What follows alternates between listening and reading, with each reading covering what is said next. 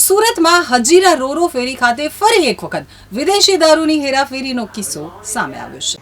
સુરત હજીરા રોરો ફેરી ખાતે ફરી એક વખત વિદેશી દારૂની હેરાફેરી કરવામાં આવી રહી હતી. હજીરા પોલીસની સર્વેલન્સ ટીમને બાતમીના આધારે દારૂ ભરેલી ટ્રક પકડી પાડી 18 લાખનો મુદ્દામાલ કબજે કર્યો છે.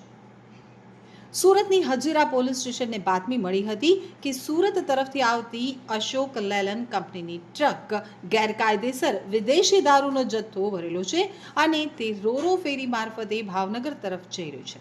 આ બાતમીના આધારે હજીરા સ્થિત રોરો ફેરીના પાર્કિંગ ખાતે પોલીસની સર્વેલન્સ ટીમે વોચ ગોઠવી અને સંદિગ્ધ ટ્રકને અટકાવી ચકાસણી હાથ ધરી હતી. ચકાસણી દરમિયાન ટ્રકમાં MS સ્ક્રેપ ભરાયેલું જોવા મળ્યું હતું, પરંતુ ગુપ્ત રીતે છુપાવેલી વિદેશી દારૂની બોટલો પણ મળી આવી હતી.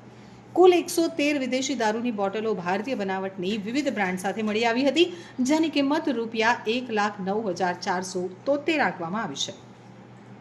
આ ઉપરાંત ટ્રકમાં રહેલું MS સ્ક્રેપ, જેનું વજન 16.100 ટન છે, તેની કિંમત ₹7,02,926 દર્શાવવામાં આવી છે. પોલીસે ટ્રક, દારૂની બોટલો, 2 મોબાઈલ ફોન, આધાર કાર્ડ, 2 નંગ, RC બુક નંગ 1 તથા સ્ક્રેપના ઈ-વે બિલ સહિતની તમામ દસ્તાવેજી વિગતો કબજે કરી છે અને કુલ મળી અને 18,32,399ના મુદ્દામાલની હેરાફેરી થઈ રહી હતી. આ કેસમાં પોલીસે 2 આરોપીને પકડી પાડી કાયદેસરની કાર્યવાહી હાથ ધરી છે.